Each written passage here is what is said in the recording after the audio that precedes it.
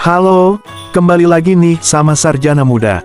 Sebelum lanjut jangan lupa subscribe, like dan share, agar kamu tidak ketinggalan info update selanjutnya. Cacing tanah digolongkan sebagai hewan invertebrata yang memiliki keunggulan dan potensi kegunaan yang luar biasa mengagumkan.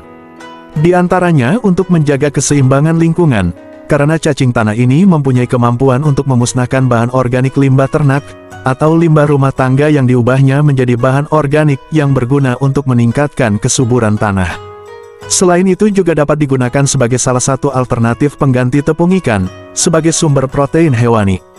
Sehingga produk asal cacing tanah dapat dipertimbangkan sebagai alternatif bahan pakan ternak dan ikan, terutama pada saat krisis pakan ternak.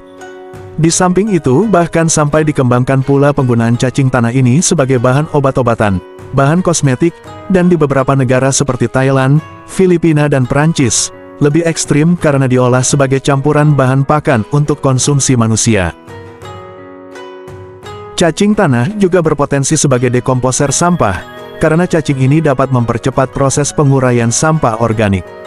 Sehingga bermanfaat karena hasil samping dari pemeliharaan cacing tanah tersebut berupa kascing, bekas cacing. Mempunyai kandungan bahan organik yang tinggi terutama N, P, dan K. Peluang usaha yang berhubungan dengan budidaya cacing tanah dapat berupa produksi kascing yang dijual sebagai pupuk tanaman, pembibitan cacing, dan biomasa cacing untuk pemenuhan kebutuhan bahan pakan ternak, bahan baku obat-obatan, serta kosmetik. Dari hasil penelitian diperoleh bahwa sumber protein hewani dapat diperoleh dari tepung cacing tanah. Sehingga sekarang ini cacing tanah mulai diburu dan dikembangkan untuk dibudidaya oleh masyarakat. Untuk itu kali ini Sarjana Muda akan memberikan informasi tentang faktor apa saja yang mempengaruhi keberhasilan budidaya ternak cacing. Yang pertama adalah faktor media yang digunakan. Kebanyakan peternak pemula melihat bahwa media untuk budidaya cacing cukup dengan tanah yang ada di sekitar kita. Namun hal itu bukanlah sepatutnya benar, karena cacing pada dasarnya akan tinggal di tanah yang banyak mengandung nutrisi untuk mereka konsumsi. Sehingga di sini pastikan tanah yang dimasukkan ke dalam media tersebut adalah jenis tanah humus. Apabila tanah kekurangan nutrisi, maka tambahkan pupuk kompos atau pupuk kandang secukupnya. Isi kotak media cacing tersebut dengan tanah hingga mencapai ketinggian sekitar 5 cm sampai 10 cm. Kemudian letakkan wadah tersebut di tempat yang teduh dan terhindar dari paparan sinar matahari langsung agar media tidak kering atau rusak. Hal ini juga dikarenakan cacing tidak suka cahaya. Yang kedua adalah faktor bibit cacing. Untuk pemilihan bibit dalam usaha ternak cacing tanah, bisa dilihat dari skala besar kecilnya peternakan yang dibuat. Apabila usaha peternakan yang kamu buat untuk skala komersil, maka kamu bisa menggunakan bibit yang telah tersedia di peternakan cacing yang sudah besar. Dikarenakan bibit yang dibutuhkan dalam skala yang besar juga. Sedangkan untuk skala kecil, bisa mencari di sekitar lingkungan kamu, misalnya di sekitar rumah dan juga tempat pembuangan kotoran hewan. Selain itu kamu juga harus mengetahui jenis cacing yang akan kamu budidaya dengan melihat segmentasi pasar yang akan kamu tuju. Jumlah cacing tanah disesuaikan dengan media yang ada. Jika medianya besar maka cacing tanahnya juga banyak. Tidak lupa dengan memilih cacing tanah yang telah dewasa dan juga yang masih muda.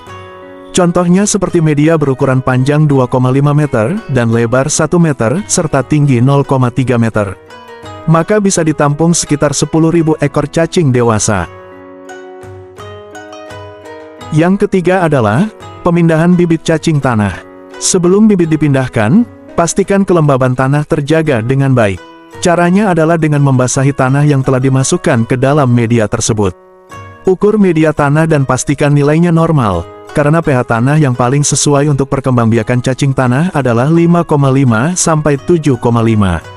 Periksa kondisi cacing-cacing tersebut setiap 3 jam sekali di hari pertama pengembangbiakannya. Karena jika tidak sesuai cacing akan keluar dari tanah dan terlihat seakan ingin pergi dari wadah, maka bisa dipastikan kondisi media tanah yang ada di dalam box tersebut kurang tepat. Kemungkinan suhu atau pH tanah tersebut tidak sesuai dengan habitat aslinya. Yang keempat adalah pakan cacing tanah. Tak bisa dipungkiri, beternak cacing layaknya ternak hewan lain yang juga memerlukan perawatan khusus secara rutin. Salah satunya menyangkut soal pemberian pakan. Agar cacing tumbuh normal dan sehat, maka harus dilakukan pemberian pakan secara tepat. Pakan yang paling baik untuk perkembangbiakan cacing tanah adalah pakan berupa kotoran hewan ternak lain, seperti sapi atau kerbau. Namun, ada beberapa jenis pakan lain yang bisa digunakan, salah satunya adalah kompos sayuran.